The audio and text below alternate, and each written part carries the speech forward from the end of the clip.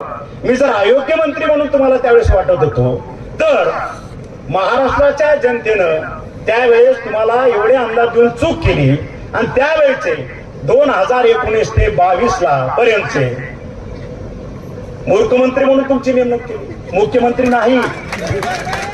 मी जर अयोग्य मंत्री असेल तर 2019 ते 22 चुकून बोललो का मी?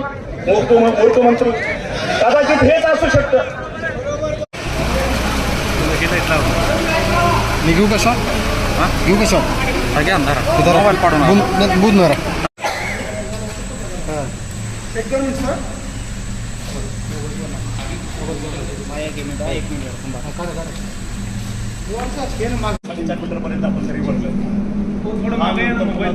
कोण मी